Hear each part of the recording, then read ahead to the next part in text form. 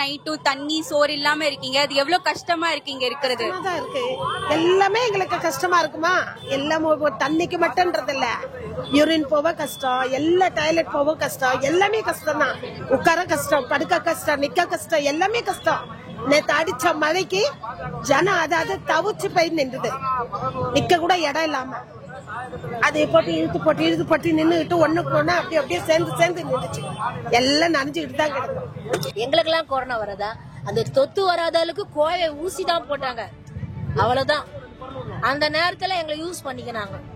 இப்போ நாங்க ஒண்ணுமே இல்ல, செல்ல காசு மாரி எல்லாம் நாத்துமா எடுக்கிறோம். எங்களுக்கு வியாதி வராதா?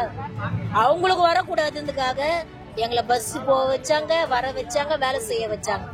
அவங்க சுத்தமா இருக்கணும், நோய் நொடி இல்லாம இருக்கணும், பணக்காரங்க வசதி உள்ளவங்க எல்லாம் ஆரோக்கியமா இருக்கணும், அவங்களுக்கு எந்த நோய் தொற்றக்கூடாது. ஆனா எங்களுக்கு எது வந்தாலும் பரவாயில்லன்னு வேலை வாங்க. இன்னைக்கு அதே வேலை வாங்கின தூய்மை பணியாளர் தான் இன்னைக்கு நடுத்தூர்ல உட்காந்துக்கிறோம். எங்களெல்லாம் நாங்க வேலை செய்யறப்போ, அக்கா உங்களுக்கெல்லாம் ஊடரங்க விட்டுரு இல்லையா, உங்களுக்கெல்லாம் நோய் வராதா அப்படின்னும். எங்களுக்கெல்லாம் நோய் ஆண்டவர் பார்த்துப்பாரு. நாங்க உங்களுக்காக செய்யறப்போ எங்களோட வியாதி ஒண்ணுமே எங்களுக்கு பொருட்டா தெரியல. குப்பையில இருந்து எந்த ஒரு கழிவு நீரமா இருந்தாலும் அது எவ்வளவு ஒரு தூய்மையான பையன் அவங்களுக்கே தெரியுமே. நம்ம வீட்டு வேலை நம்மளே செய்ய கஷ்டப்படுறோம், அது இன்னொருத்தவங்க எடுத்து சகிச்சு செய்யறாங்கன்ற அது எவ்வளவு ஒரு சூழ்நிலை கண்டது இதுன்னு தெரியும்ல. எங்களை அவங்க வெறுப்பாங்க, ஆனா நாங்க யாரையும் வெறுக்கிறது இல்ல. தொடர்ந்து 12வது நாளாக இந்த போராட்டத்தை நீங்க முன்னெடுத்து நடத்திட்டு இருக்கீங்க, அறவழியில பண்ணிட்டு இருக்கீங்க. இதோட நோக்கம் என்ன, எதற்காக நீங்க இதை பண்ணிட்டு இருக்கீங்க? எங்களுடைய நோக்கம் என்னப்பா, நாங்க இத்தனை வருஷமா வேலை பார்த்துருக்கிறோம், எங்களுக்கு நிரந்தர பணி வேணும், நாங்க செய்த வேலையை எங்களுக்கு மறுபடியும் கொடுக்கணும், எங்க சம்பளத்தையும் எங்களுக்கு கொடுக்கணும் அப்படிங்கறத தான் நாங்க கேட்கறோம். இப்ப நீங்க புது ஆளுங்களை கொண்டு இறக்கிட்டு அதுல போயிட்டு நீங்க ஜாயின் பண்ணுங்க, அதுல போய் நீங்க செய்யனாக்கா நாங்க அதுல போய் செய்ய முடியாது.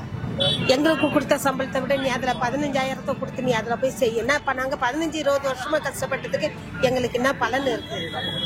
இது வரைக்கும் எந்த பலனும் கிடையாது. எங்களுக்கு வேலை செய்தா கூலி இல்லைன்னா இல்ல. உடம்பு வலிக்குதுன்னு சொல்லி ஒரு நாள் நாங்க லீவ் போட்டா கூட அந்த சம்பளம் எங்களுக்கு வராது. லீவ் போட்டா சம்பளம் கிடையாது.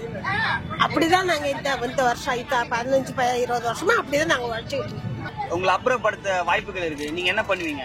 இது வரைக்கும் நாங்க வெளியில போயிட்டு இதை தாண்டி நாங்க வெளியே போயிட்டு பொதுமக்களுக்கு எந்த தொந்தரவும் கொடுக்கல, போக்குவரத்துக்கு எந்த தொந்தரவும் கொடுக்கல, யாருக்கும் எந்த பிரச்சனையும் கொடுக்கல.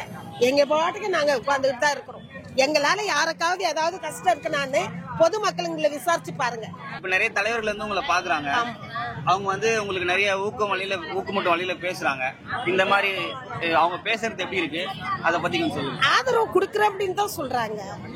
உங்களுக்கு நாங்க ஆதரவு கொடுக்கறோம் அப்படின்னு தான் சொல்றாங்க. வரவங்க எல்லாம் அதை தான் சொல்லிட்டு இருக்காங்க. இந்த 12 நாளா நாங்களும் அதை கேட்டுட்டு தான் உட்காந்து. இது எவ்வளவு நாள் பண்ணலாம் நீங்க இருக்கீங்க? எவ்வளவு நாள் வேணாலும் பண்றோம், எவ்வளவு நாள் வேணாலும் பண்றோம், பதில் கிடைக்கிற வரைக்கும் பண்றோம். ஆமா.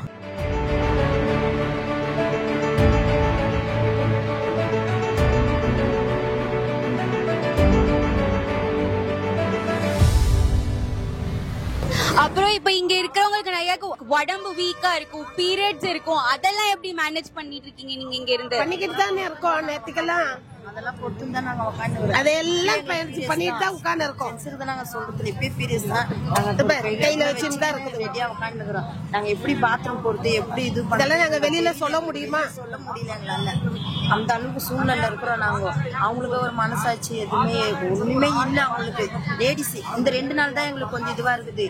இத்தனை நாளா நாங்க வெயில்ல தான் செத்து இந்த அண்ணல்ல உட்காந்து எங்களுக்கு வயிறு வலி முட்டுது எல்லாமே பீரிஸ் எங்க இது முடிஞ்ச பேர் எங்க நிலைமை எப்படி இருக்குன்னு எங்களாலே சொல்ல முடியாது.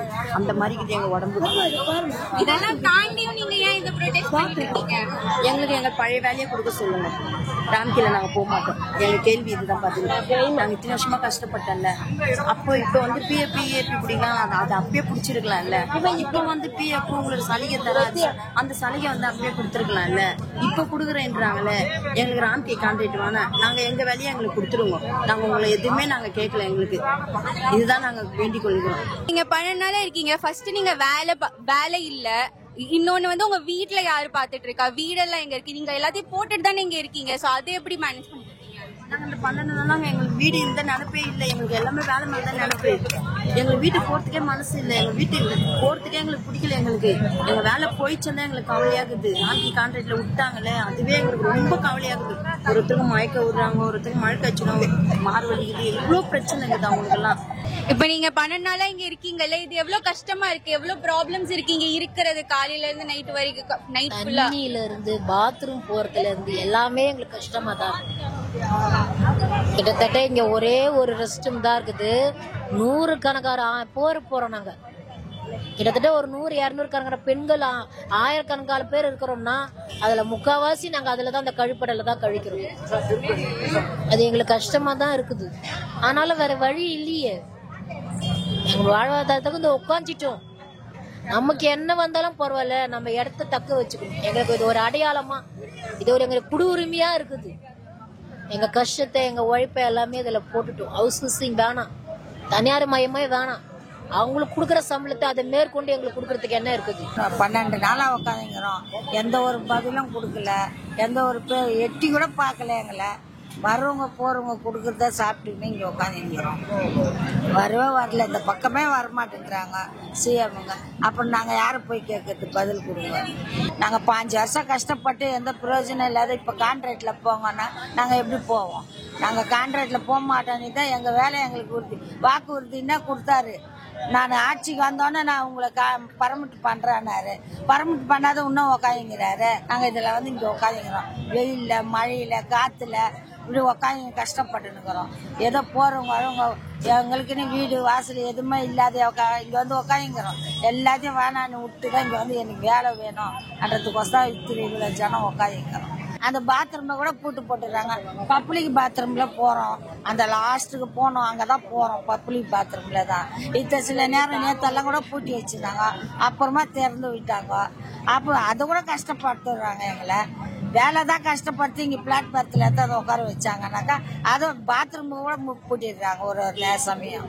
நாங்க சாவறதா கூட அது ஒரு நல்லது நடக்கும்ல, நடக்கட்டும், அப்படி கூட நடக்கட்டும். ஊந்துட்டு செத்துட்டோம்னா கூட அவர் காதுல உய்யாதா அப்படின்னா எட்டி பார்க்க மாட்டா. ஒரு ஜன்னல் வழியை திறந்து பார்த்தா கூட இந்த சேகர் பாபு திறந்து பார்க்க மாட்டாரா? அதெல்லாம் திறந்து பார்க்கட்டும். எங்களை மேல பிரியா மேடம் உட்காந்துங்கிறாங்க. அவங்களும் எங்களை மேல பொண்ணு தானே, அவங்களுக்கு தெரியாத அந்த கஷ்டமா, இந்த மாசம் போறது அதெல்லாம் தெரியாதா? அது கூட புரியல அவங்களுக்கு. அது கூட புரியாம அவங்க என்ன அவங்களும் ஆம்பளை போல நிக்கிறாங்க, அது உள்ள எட்டி கூட பார்க்காம. சோ இங்க வந்து மெஜாரிட்டி வந்து நீங்க பொம்பளைங்க தான் இருக்கீங்க. சோ அது சேஃபா இருக்கா, இல்ல வேற ப்ராப்ளம்ஸும் இருக்கா? நிறைய ப்ராப்ளம் இருக்கு. நைட்ல படுத்துட்டு இருக்கோம், வண்டி போறது வரதும் சில தண்ணி சாப்பிட்றவங்க ஏனோ தனமா தெரியுறாங்க. விடிய விடிய கண்ணு முழிச்சிட்டு இருக்கிறோம். என் கண்ணை பார்த்தா தெரியுதா? தூக்கமே இல்லை. அரசு ஆணை போட்டோம். அவங்க அரசாணை எங்க கையில கொடுத்தது 30ஆம் தேதி. மறுநாள் ஆகஸ்ட் 1 வேலை நீக்கம். மாநகராட்சி இந்த 2000 தொழிலாளிகளை வேலை நீக்கம் பண்ணியிருக்காங்க. நாங்க ஏற்கனவே பணிநிரந்தர வழக்கு உயர்நீதிமன்றத்தில் இருக்குது. இந்த சூழ்நிலை 1ஆம் தேதியிலிருந்து வேலை நீக்கம் இங்க வந்து உட்காந்துட்டாங்க. எல்லா 2000 தொழிலாளி அந்த 2 மண்டலத்தில் 5ஆவது மண்டலம் 6ஆவது மண்டலம் வந்து உட்காந்துக்கிறாங்க. கிட்டத்தட்ட இன்னைக்கு 12வது நாள் போராட்டம் தொடருது. இது நடுவில் பேச்சுவார்த்தை பேர்ல மாநகராட்சி ஆணையர் மேயர் பிரியா அவர்கள், துணை மேயர் மகேஷ்குமார் அவர்கள், அறநிலையத்துறை அமைச்சர் சேகர்பாபு அவர்கள், அந்த உள்ளாட்சித்துறை அமைச்சர் கே நேரு அவர்கள், ஆணையர் குமரகுருவார் அவர்கள், துணை ஆணையர் இவ்வளவு பேர் பேசி 3-4 நாட்களாக பேசி பல மணி நேரம் பேசி 1% கூட முடிவு சொல்லப்படல, முடிவு எட்டப்படல. இதுதான் நிலைமை. அப்போ சுட்டரிக்கும் வெயில்ல பெண்கள், பெரும்பான்மை பெண்கள் இங்க வந்து இருக்கிறாங்க. நேத்து கூட மழை பெஞ்சது, கொட்டுற மழையிலையும் ஏது நிக்கிறாங்க. கீழே பிளாட்ஃபார்ம் நிக்கலாம், ஒரே தண்ணி ஓடுது நிக்கிறாங்க. இதுதான் நிலைமை. ஆனா நேற்று வழக்கு வந்தது. வழக்குல எங்களுடைய வழக்கறிஞர், மூத்த வழக்கறிஞர் குமாரசாமி, உழைப்போர் உரிமைகளுடைய மாநில தலைவர் பாரதி மனுதாரராய் உங்களுக்கு இருக்காங்க துணை. அங்க வழக்கு வந்தப்போ இவங்க மாநகராட்சி அரசு தரப்பு தலைமை வழக்கறிஞர் ரெடி இல்ல, பேப்பர் ஒன்னும் ரெடி பண்ணல, ஆனர் கைது போடலன்னு சொல்லி டைம் கேட்டு வாங்கினாங்க. அது நாளைக்கு வழக்கு வருது உயர்நீதிமன்றத்துல. இதுக்கு நடுவில் மாநகராட்சி என்ன சொல்றாங்க, இன்னிலிருந்து என்ன சொல்றாங்கன்னா, கோர்ட்டு தீர்ப்பு எது வந்தாலும் நாங்க ஏத்துக்கிறோம்ன்றாங்க. நாங்களாம் வந்து கோர்ட்டு தீர்ப்பு எது வந்தாலும் ஏத்துக்கிறோம். ஆனா எண்ணெய் தொழிலாளியா 31/7/2025 தொடர்ந்துருக்காங்க. 15 வருஷமா சர்வீஸ் பண்ணிருக்காங்க. அவங்க வாங்கின சம்பளம் 10,000 படிப்படியா போராட்டம் நடத்தி, சட்ட போராட்டம் நடத்தி, வீதி போராட்டம் நடத்தி 753 ரூபா ஒரு நாள் சம்பளம். 31 நாளைக்கு 23,300 அப்புறம் வாங்குறாங்க. அது அப்படிலாம் இல்ல. கான்ட்ராக்ட்ல வேலை செய்யுங்க, உங்களை நாங்க சேர்த்துக்கிறோம், உங்களுக்கு சம்பளம் வந்து 15,000 கிடைக்கின்றாங்க. எப்படி எந்த முகாமத்துல போவாங்க? பெண்கள் தான் வந்து தூய்மை பணியாளர்கள், கடைநிலை ஊழியருங்க. அவங்க தான் இந்த சென்னையினுடைய முகவரி, சென்னையினுடைய அடையாளம், மண்ணின் மைந்தர்கள், பூர்வகுடி. அதுவும் அவங்க அருந்திய மக்களாகவும் ஆதிதிராவிட மக்களாகவும் இருக்கிறாங்க. ஏழை சாதியை சார்ந்தவங்களாக இருக்கிறாங்க, பெரும்பான்மை பெண்களாக இருக்கிறாங்க. எப்படி வந்து இதுக்கு வந்து 15,000 சம்பளத்துக்கு கொடுக்க முடியும்? நாங்கள் தான் வேலை கொடுத்துருமே, வேலைக்கு போங்களேன், ஏசி பிடிக்கிறோம், பிஏ பிடிக்கிறோம். இதெல்லாம் பம்மாத்து வேலை, இது வந்து ஏமாத்துற வேலைன்னு தொழிலாளி தெளிவாக இருக்கிறாங்க.